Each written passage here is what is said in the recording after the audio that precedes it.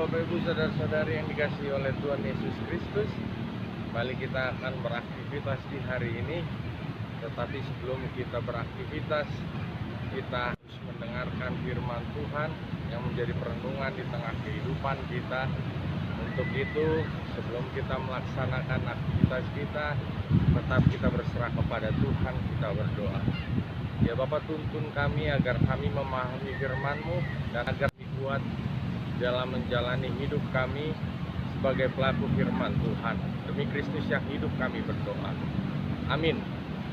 Bapak Ibu Saudara-saudari yang kekasih di dalam Kristus Yesus, kembali kita akan menyapa kehidupan kita melalui firman Tuhan di tengah-tengah aktivitas hari ini yang mungkin kita setiap hari merasakan ada kejenuhan.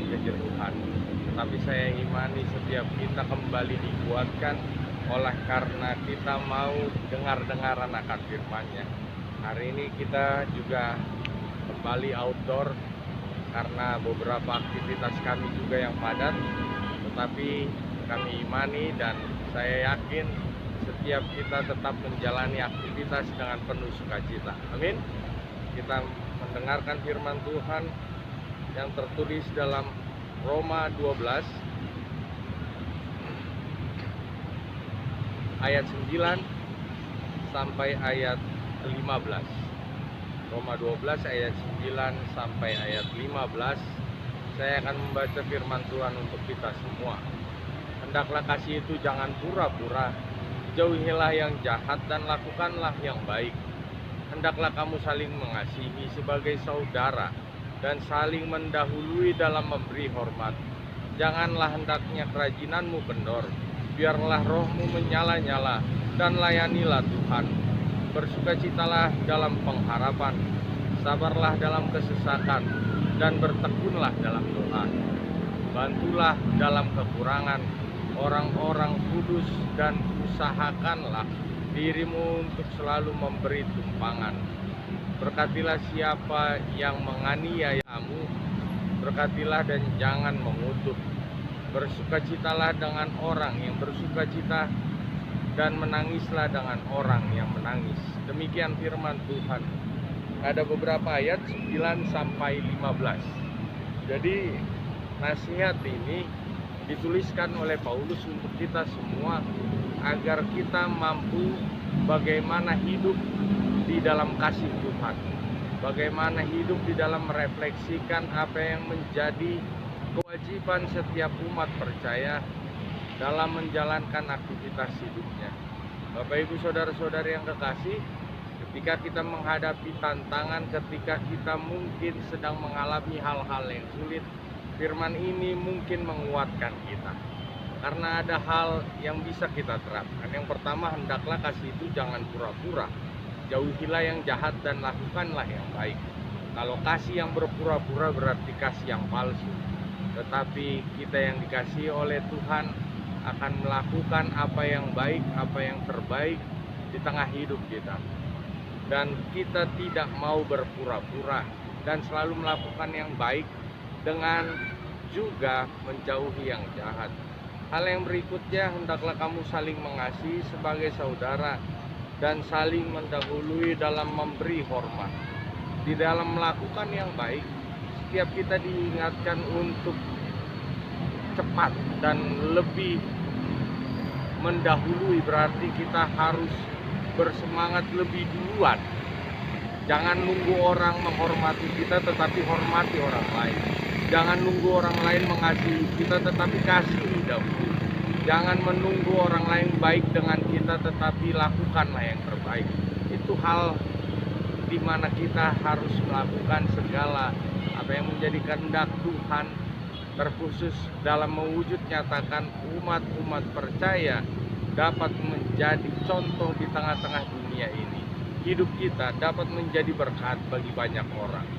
Hal yang berikutnya yang dapat kita lakukan di tengah-tengah hidup ini sebagai wujud nyata umat percaya dengan tidak kendor persoalan kerajinan dan roh kita tetap menyala-nyala. Terkhusus menghadapi situasi sulit kerajinan kita di dalam menjaga kesehatan jangan kendor, dan roh kita selalu harus menyala-nyala. Hal yang berikutnya juga bersukacita dalam pengharapan, sabarlah dalam kesesakan dan bertekunlah dalam doa. Ketika menghadapi situasi COVID pada saat ini, mungkin kalimat ini sungguh amat menguatkan kita. Bersukacitalah dalam pengharapan, masih ada harapan. Sabarlah dalam kesesakan, kita harus bersabar dan bertekunlah dalam doa. Doa adalah cara yang paling kuno, tetapi doa adalah cara yang paling ampuh untuk menjawab setiap pergumulan kehidupan kita.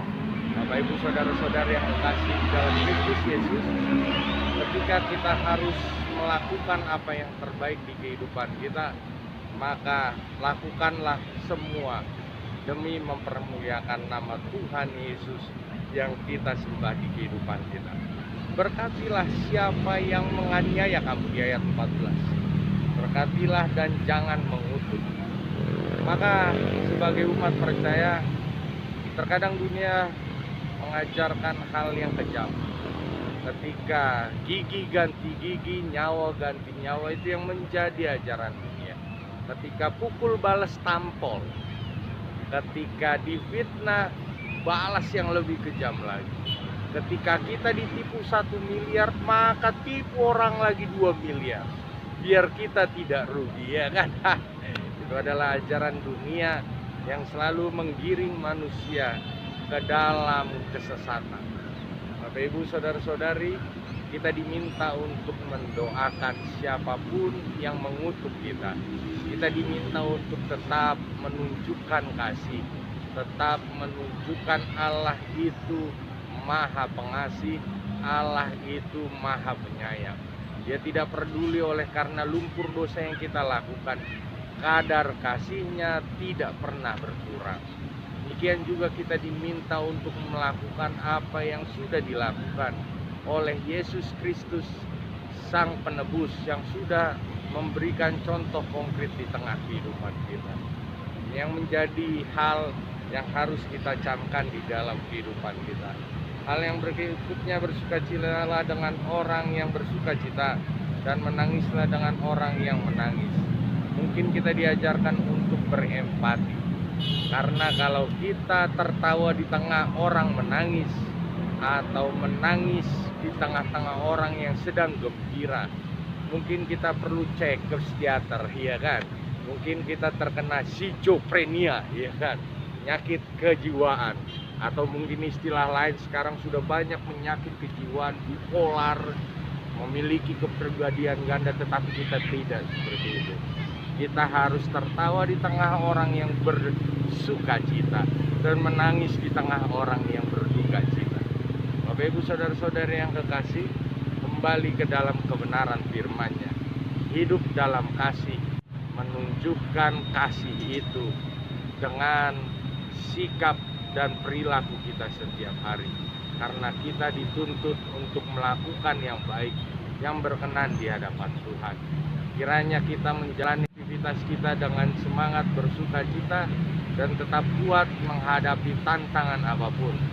COVID mungkin kita tidak tahu kapan berakhir, tetapi yang kita imani, kasih Tuhan tidak pernah berakhir dalam hidup kita. Amin, kita bersatu dalam doa. Terima kasih Tuhan atas sapaan firman-Mu di tengah hidup kami. Biarlah firman-Mu tetap menguatkan kami. Ya Bapa, ajari kami untuk selalu menjadi pelaku firman-Mu. Terima kasih Tuhan atas hari-hari yang indah dan perlindungan-Mu yang tetap dalam hidup kami. Terpujilah Engkau ya Bapa, demi Kristus yang hidup kami berdoa. Amin.